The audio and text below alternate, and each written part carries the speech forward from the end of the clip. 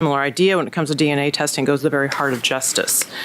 We have all read classical literature or watched movies based on classical literature about people who have been wrongfully convicted of crimes.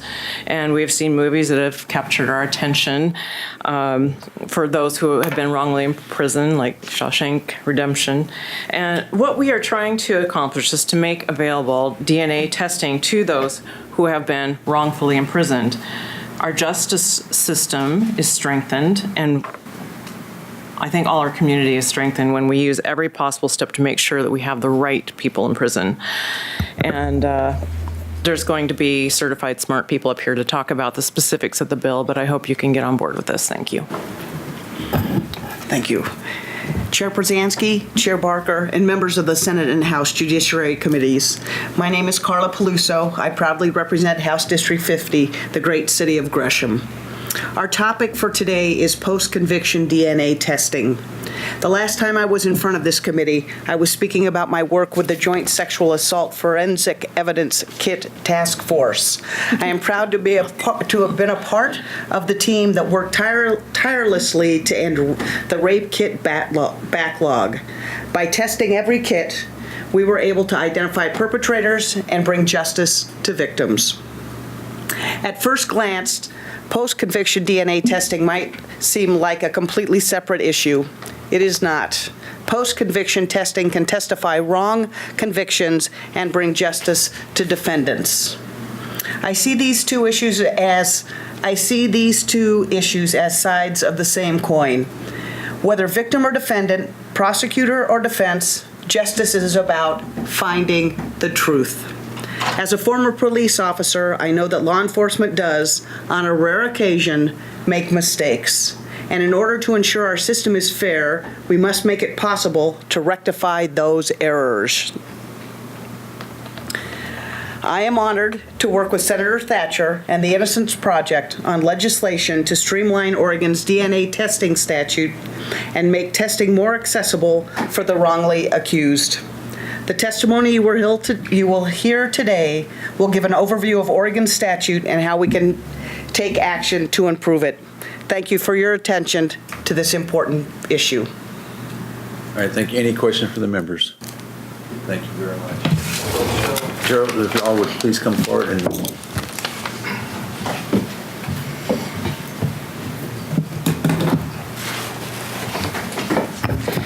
Good afternoon. It's good to see so many familiar faces. Good afternoon, Chairman. Thank you for having us today. Should we get started? you give us your name. Sure. So I'm Michelle Feldman, and I'm a policy advocate at the Innocence Project, and I'm here with Gerard Richardson. He is one of our clients. He was exonerated with DNA evidence in 2013, and he's from the state of New Jersey, and he will tell you a little bit about his story. But first, I'm going to provide a little overview on the work of the Innocence Project and wrongful convictions in America. So I work for the National Innocence Project, and we work across the country to exonerate the wrongfully convicted. We also work on policies that prevent and address wrongful convictions, and we work here in Oregon with our local partners, the Oregon Innocence Project, which takes claims of innocence here in the state. And when we talk about the term wrongful conviction and exoneration, we're talking about cases where the person did not commit the crime. And if we think there's a viable claim of innocence, those are the types of cases we take. It's not, somebody didn't get a fair trial or a legal technicality. We're talking about the person didn't commit the crime. So these are just some stats of exonerations by the numbers. So in the U.S. since 1989, over 2,300 people have had their wrongful convictions overturned, and that's with both DNA and non-DNA evidence.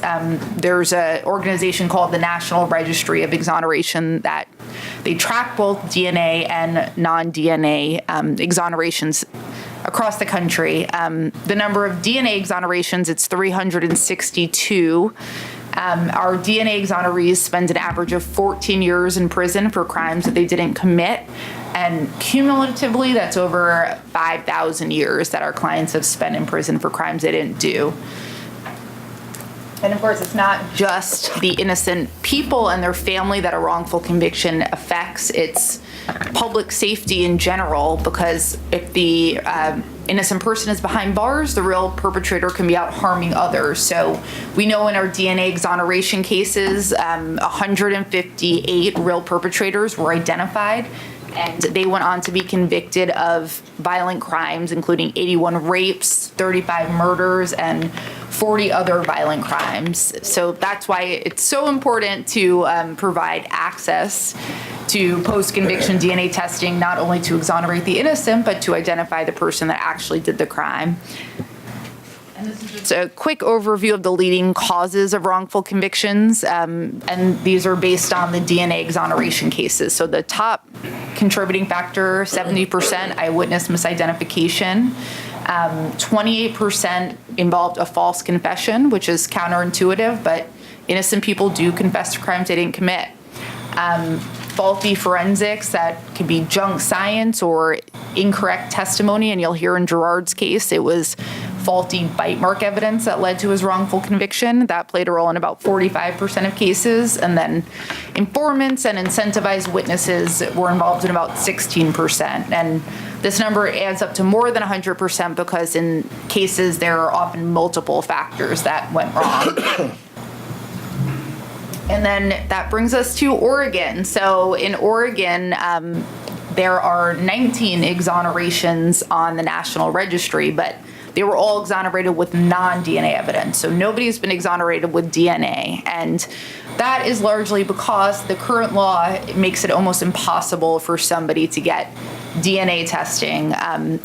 You have to essentially show your actual innocence before you can get the testing, which is kind of a catch-22 because the whole purpose of getting the testing is to use that evidence to then show that you were wrongfully convicted. And we're pretty sure that if Gerard Richardson was in Oregon, he would not be here right now. He would be still in prison because he would not be able to meet that high standard. So we're really aiming with the legislation to change that standard of actual innocence to a more reasonable standard that the majority of other states have.